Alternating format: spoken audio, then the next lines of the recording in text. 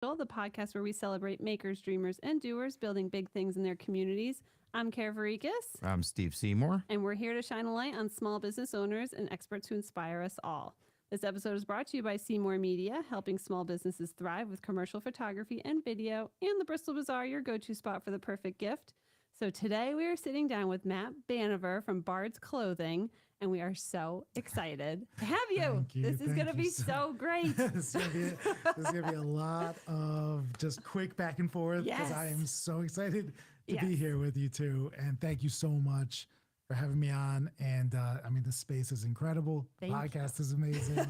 You guys are doing great work. Thank you. Thank you. And so are you. Thank you. So I think we should tell all of our listeners and viewers tonight all about you, who you are, what you do, what you're working on. I feel like you always slow down. No, just kidding. It's true. There's so many things. So I'm gonna. He already warned you how much he talks. Yeah, I know. Honestly. All right. So this episode is going to be 4 hours long.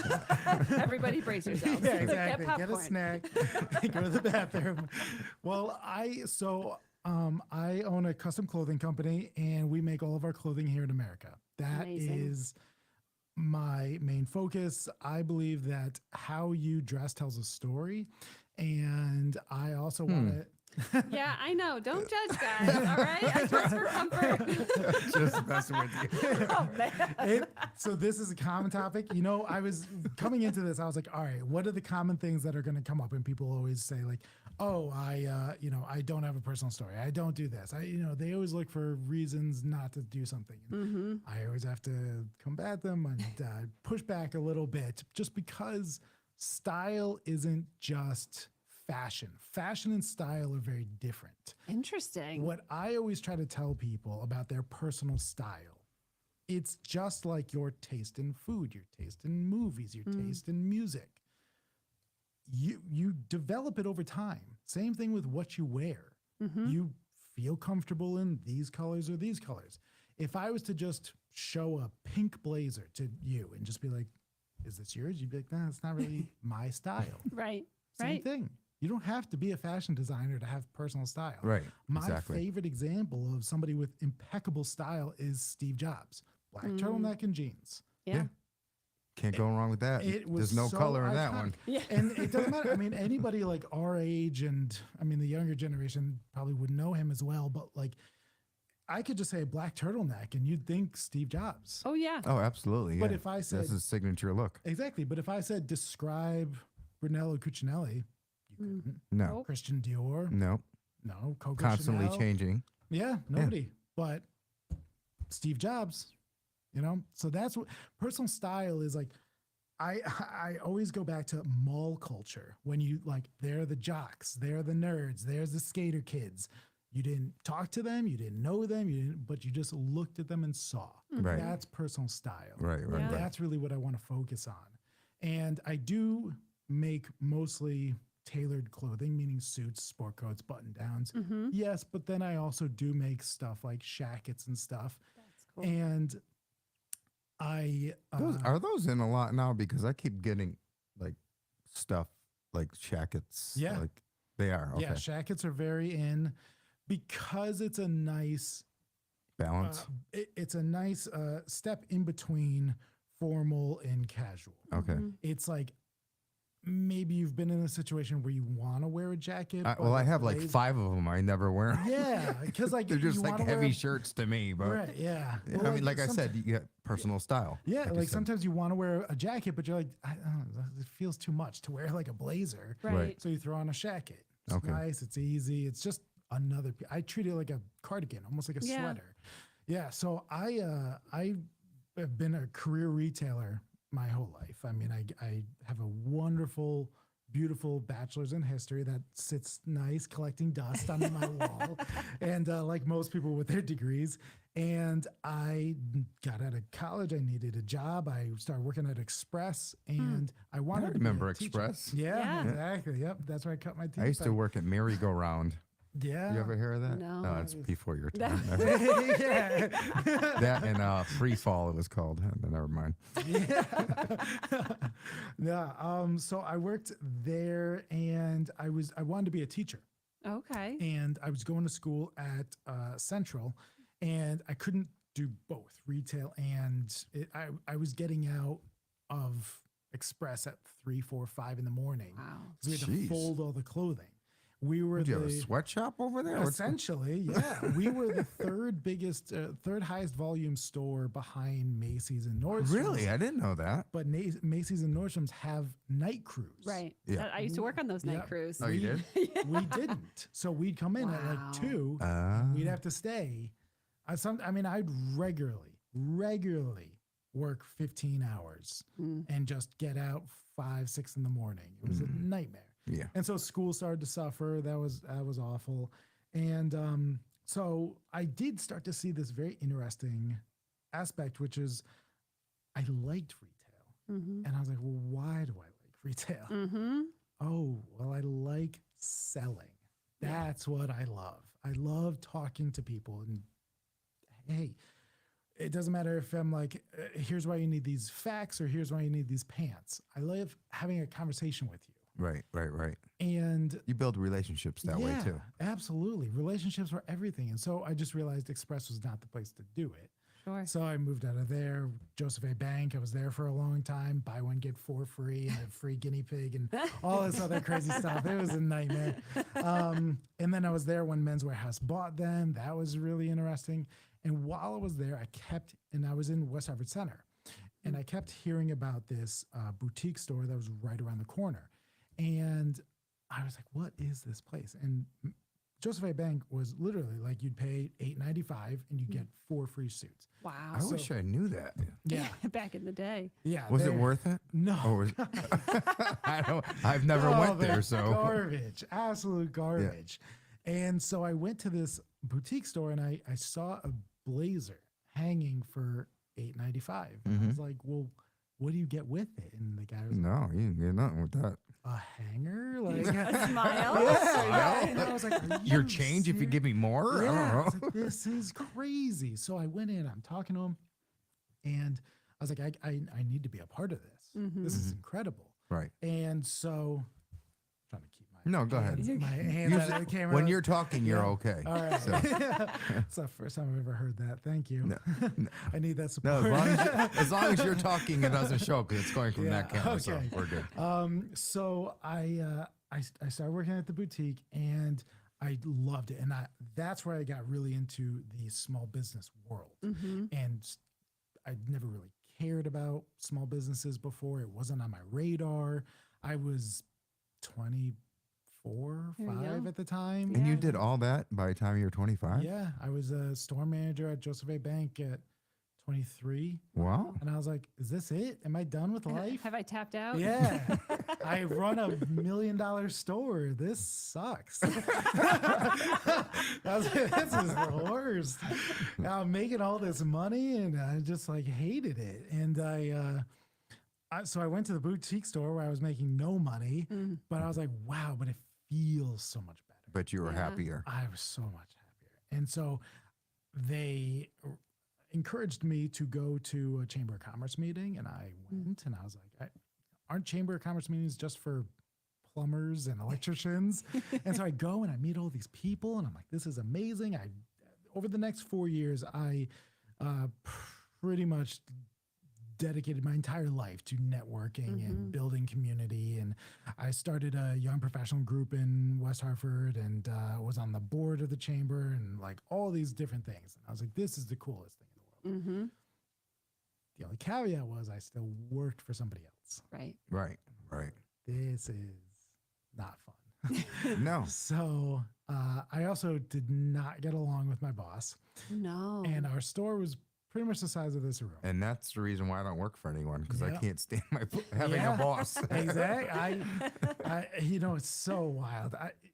You asked this question in one of your previous interviews, which was, did you see yourself becoming an entrepreneur ever? And I never did. Yeah. But looking back, the signs were all there. Oh, yeah. You know, I it's think like- they are for a lot of people. Yeah. Absolutely. They just don't see it. No. right? Yeah. So one day somebody asked me, do you have any clothing made in America? And I said, no. Now, this is at the boutique. This is at the boutique. And I Yeah. was like, no, I don't. Why don't I? That's so weird. So I go and I talked to my boss, and he was like, yeah, it doesn't really exist. And, you know, Is it a price thing? Is that what it is? it's The kind materials? of a price thing. And it's also just like it literally, there are very few manufacturers in America. And so I was like, yeah, but well, like, I know a couple. Let's bring them in. And he was like, nobody's going to pay for that. And I was like, let's try. Give it a shot, Right, you right? never You know. can't Yeah. hurt this. I bring in a factory, and it's all custom clothing, so we have no risk. Oh, you know, okay. we only have to pay for something if somebody buys it. Buys it right ahead of time. First sale, $25,000. Wow. Damn. Well, looks like I'm not Yeah. going to you. And at this boutique store, we had suits for like $800 or $1,100, and I was like, okay. And also, we're 700 feet away from Joseph A. Bank. Oh, where really? You where were I was that close? selling, yeah, where I was selling, you That's know, too suits funny. for $300. Right. I now just sold a couple jackets, each one $3,000. Wow. Damn. And I was like, I'm in the same town. Right. I'm selling the same product. Mm-hmm. What's the difference? Right. And that opened up my world to value Yeah. and what you put into your product and what goes into it and the story behind it. And I realized quickly that the boutique was not where I was going to, that story was You aren't tapped. going to stay there. Yeah. Right. And so 2019, I spent the whole time writing business plan, wanted to go out there. I wanted to start my own thing. One of my big customers was saying like, Matt, you're too good for this place. Like if you go somewhere, I'll follow and I'll support. And I was like, okay, Awesome. cool. Yeah, I love that. So I wrote a business plan. I'm starting to pitch this store to all my friends and all these like venture capitalists I knew. And it was so cool. I can't believe, like, I look back, I'm like, I really pitched a store to these people. Like, that's wild. I was asking for like $750,000. Wow. This store in Norwalk. It was going to be a store of the future. And I was all excited. And over a year, I heard no. And the last time I heard no, I was like, maybe this dream is not happening, was January 2020. Okay. And I was like, all right, that's it. Game over. And I'll just work at this boutique store for the rest of my life. For the rest of my life. I was That's like, how it feels. yeah, though, I was like right? 29, I think, or 30 at the time, or whatever. And then COVID happened, and I was like, well, one, thank God, nobody gave me money to start a store. Because brick and mortar Right. at that time was Just like Everything was yeah, shut down. It was like, well, you this could have is sold it. masks. Yeah, exactly. Yeah, it was like, wow, this is it. Custom masks. So then I'm sitting there in quarantine with my then girlfriend, and we watched The Greatest Showman. And the opening scene is P.T. Barnum and his dad. His dad's a tailor, and they go to somebody's house with the fabric, and they measure somebody, and they make. I was like, well, I could do that. I don't need a store. I've got fabrics. I've got a factory. I'll just go to people's houses. Right. So, all right, let's do that. Now, when you Yeah. said you had a factory, what do you mean by factory? So I partnered with a factory in Rochester. Okay. Yep. So And now what do they do there? Do they help? they make all the clothing. Okay. Yep. So in the clothing world, Mhm. nobody really owns their factory. It's all Oh, okay. made somewhere. So I see. Okay. whether you're H&M, Ralph Lauren, Gucci, whoever, you're using the same factories in China. I see. They're all making the same thing. I see. They just swap out the label. Right. And they're like, well, the H&M pants are $12 and the Gucci are $12,000. Right. Just they like may with have- that whole Lululemon thing. Yeah, but they're all made in the same Right. factory in China. It Got happens. it. Yep. So I found a factory in Rochester, found a couple other factories in America. They're literally like 4 or 5. Wow. You would think there would be more, especially in New York, you know? It is a tough market. One, people forget why all these companies left. Mm-hmm. In the 1960s, 98% of clothing bought in America was made in America. Mm-hmm. Wow. Today, less than 3% of clothing I believe that. Wow. That's bought in crazy. America is made in America. Less Yeah. than 3%. Wow. That's insane. That And is. if you think about the amount of clothing that is bought Oh, in that's America Right. now compared to then, Yeah. you just go into an old house from the 50s and look at their closet. You barely get to your elbow. It's so shallow. oh, absolutely. Yeah. And now people are like California Like rooms. closets. Yeah, these And you walk-ins. still can't see the floor because there's so many clothes. Exactly. Yeah. It's insane. So it's sad how people just chasing profits, That's exactly what they're doing. and the labor laws overseas are Way different than ours. they're truly criminal. Yeah. I mean, truly. Yeah. It's criminal. sad. It is. It's heartbreaking. And what upsets me the most is the distance between, like, I don't have to think about it because it's over there. Right. You Right. know, Right. Yeah. it's not In your- my problem. Right, exactly. I hear But you. back when your local cobbler made your shoes and your local hat maker made your hat, you cared. Oh, Mhm. wow. Like Debbie, like she does great work. I pay her a lot of money. Right. She gets to raise her family here. Right. That's great. But now it's like, I don't give a shit how this person in Bangladesh lives. Right. Like, I don't care. Right. I have a thing tomorrow that I've known about for 7 months. Mm-hmm. I want my dress overnighted now. I don't care how many fish need to die. I don't care how many microplastics need to be in the water. I need this dress tomorrow. I need it $12, no more. Mm-hmm. And I am going to throw that thing away as fast as I can. And then I'm going to do the same thing the next day. Right. And this is what these people do. It's just this disposable fashion. Absolutely. Like Kleenex. Right. I wear an outfit right. and I get rid of it. Mm-hmm. People don't want to invest in their wardrobe anymore because of the internet. Well, what am I going to do? Wear the same thing? Yes. Absolutely. Literally. Absolutely. Yes. Yes. You know, and this, it's just, there's so much that goes into it. And I loved your conversation with your husband where you guys were talking about why you go after it and what gets you out of bed. And Mm-hmm.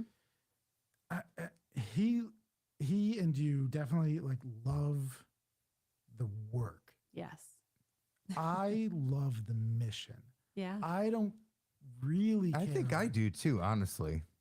I think Which- like starting businesses and stuff I like. Yeah. It's tough work, but once I Yeah. get there I don't like it anymore. Yeah, there's some aspect. That's the thing is like people think is like you have to love it all Right. or nothing. No. No, You can doesn't- love yeah. pieces of Absolutely. it. I don't consider myself a fashionable guy, stylish guy, or You're whatever. more stylish than me right now. All right, guys. You're wearing a tape measure. You know, it's like clothing. I try to say that clothing is my medium.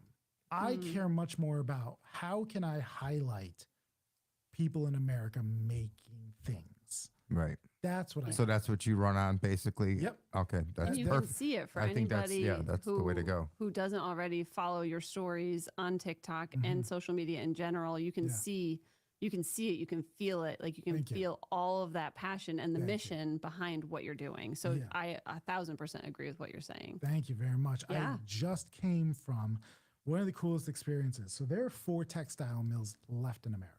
That's it. Think about that. Think about every mill building you pass driving around, every apartment Just complex, sitting. every Yeah. this, just in our state. Now think about that all across America.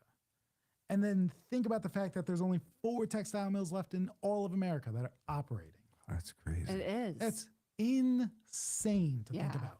And one of them is in Stafford Springs, Connecticut. really. Yep. So You must have been happy about that. when I found out, I was like, this is fake. Now, I know. as far as pricing goes, as Yes. like getting from these different places, from like overseas versus America, Yep. is there a huge difference? Astronomical. It is. Yep. That's what I thought. It is. And going back to some of the biggest issues,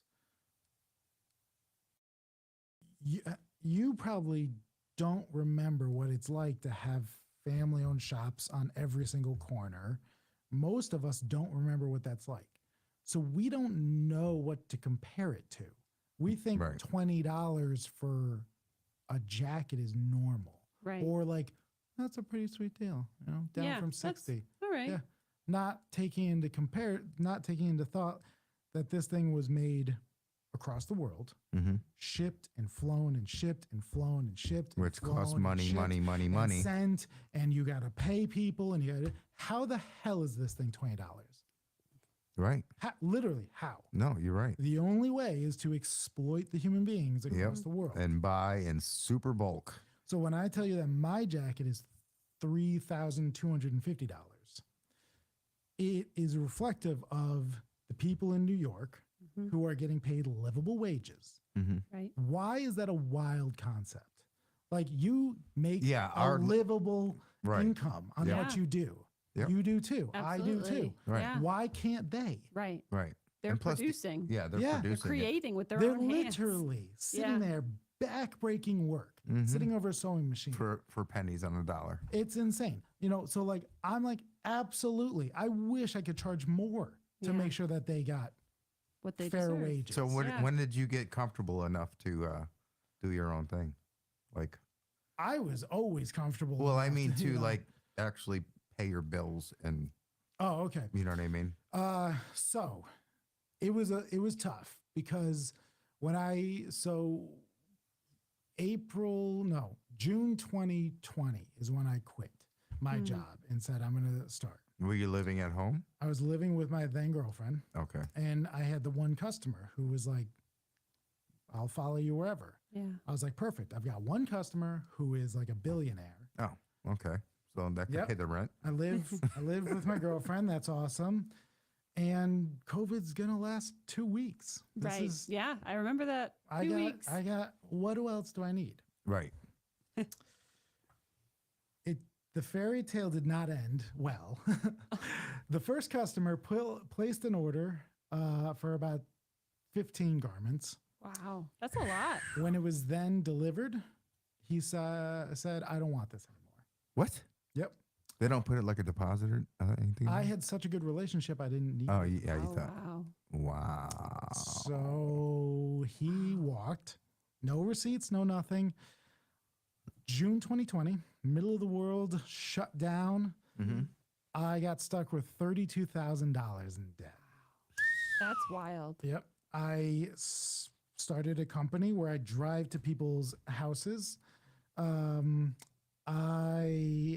issue was that my license was suspended because I was a recovering alcoholic. Oh, And jeez. You had some I hard had, times then. That's yeah, I did not have You couldn't a even take an license. Uber back then. Yep. My first couple customers, I actually Ubered to them. You did. And I was like, hey, car trouble. Hey, you getting the Right. job done. I gotta get it done, have to. My girlfriend, God bless her, she took on the entirety of our debt, paying rent. It's good to have someone to help you out like that. It was great. Like to lean on. I will forever credit her. Yeah. There would be no Bards without her. We unfortunately broke up because wildly all of this took a toll on our relationship. Right. Sure, Yep. sure. Which is understandable. Yep, And absolutely. sometimes it just doesn't work. Yeah. But, it well, ran at least its she got you out course. of debt. Yeah. So we kind of like, we had to move to North Brantford because I had to get away from West Hartford for legal reasons. The other store was not happy about me leaving. Oh, So, yep, we had to interesting. leave. And then I had a non-compete that I had to abide by, which said that my factory in Rochester I couldn't use because Oh. the other store had used them in the past, so I couldn't use any past vendors. So you blacklisted? No, they Is that just what you're said for saying? 3 years for a non-compete, I couldn't use them. Oh, okay. So with that, okay, I yep. see what you're saying now. I also so it couldn't wasn't. sell to anybody within 15 miles of West Oh, Hartford. jeez. Now, I Wow. lived my entire life in Farmington, Right. and I had only ever worked In that area. in Farmington, West Hartford. Right. So the only human beings on the face of the planet that I knew were in 15 miles of West Hartford. So we had a pandemic where the one rule was don't wear nice clothing and go out anywhere. Cancel Right. all your plans. Stay Yeah, inside. stay in your pajamas at home. Yep. And I was like, okay, cool. Custom clothing, that's very expensive. This is going to be great. I didn't have a car. My girlfriend hated me. I had $32,000 in debt. I had to stick to my mission about clothing made in America. And there's only 4 or 5 factories here. And I worked Right. with one that was in the middle, which pretty much started suits at like a 2-piece suit, jacket and pant, would retail for about $3,500. Mm-hmm. I found a second manufacturer in Brooklyn. This guy, I went down and visited him. when I walked in, I saw a purple jacket that looked very familiar, and I was like, "What is that?" And he was like, "That's the jacket that Kamala Harris wore in the inauguration." I was like, "Oh, so you're like the real deal." And Yeah. he was like, "Yeah." So my opening suit price jumped to $10,000. Nice. Yep. And thankfully, I got my car back. So then I was driving around, going to people, and just trying to sell things. And I had to stick to my mission about Made in America. My life, I cannot even express this enough, how much easier my life would have been if I just made in China, Yeah. like everybody else who's a custom clothier. There are Right. $1 million brands right now that are living life because they make in China. They're fine. And also there are good factories in China. Right. I don't want to knock It's- them completely. Yeah, it's the work over there, the work ethic, or It's I don't want to go down the workers. path of like splitting hairs. right, If I can make it all here, I'm gonna make it all right. here. Until it's not sustainable where you have to, but Yeah. Like if you can do it here, Like there's certain products I cannot make here. right, You know, right, like I Okay. can't make like a hoodie with like a zipper.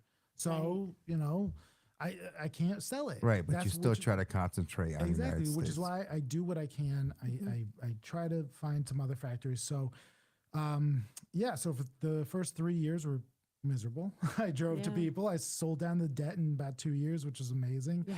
Can't believe it. The relationship ended. Like I said, I had gotten sober in April 2020 and started the business in June 2020. Nice. So the entire time That's I a was lot like, of yeah. stuff in your head. Yeah, It is. it was rough. And then just kind of moved around. I lived with my brother for like 3 months on his couch trying to sell like luxury clothing. Mhm. I got a couple different jobs, like at Michael's or selling pizza or whatever, delivering pizzas Mm-hmm. and just making it work. But like the North Star was like, I'm not going to get a 9 to 5 and hope that Bards Things takes will off. pan out. Yeah, Right. Everything I did was like you went all in. supporting it. You know, Mhm. Yeah, I hear you. yeah, you That's know, how I started my businesses. it's the only way. You Right. know, Mhm. I love this concept of like, if you want to take the island, burn the boats.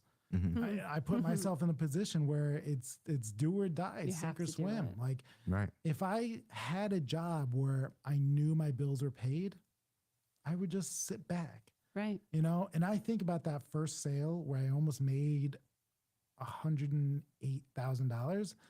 That would have been the worst thing humanly possible for me. I would have bought a new car. I Yeah. probably would have started drinking again. I Right. probably would have done all this. That's a lot of money. I also would have no drive Right. to 'Cause do you're like, anything oh, I got else. that. Yeah, I'm good. exactly. Yeah, I you're would've like, sat I back just on make my- one sale a Yeah. year and I'm good. I You know would what have I mean? sat back. I would have just depended on this guy or whatever. Right. But Yeah. it made me, and then I couldn't rely on my customer basis. I couldn't rely on this, so I, I like that in one of your episodes, you had like, what advice do you have? And it was like, Yeah, just that's what we're getting to right Yeah. now. Actually, we have like 2 minutes. Let's get some advice from you on. oh my God.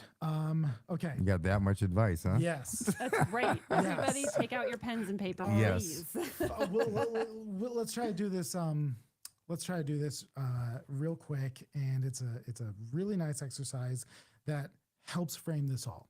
Which you look around the room and find anything that is red. It's too zen Okay. in here. I got it. Got a Yeah, red you got a button. couple things. All right, close your eyes. Mm-hmm. Now I want you to point to anything that's blue. Oh, you such an ass. I hate you already. Now, now, You got me on that one. now, the reason we're doing that is because there are always excuses if you look for them. There are also always opportunities if you look for them. There's also things like, I bet that red Altoids thing, it's pretty dark, Yeah. but I bet you were like, hey, it's reddish. Yeah. Right. I'll count it. Right.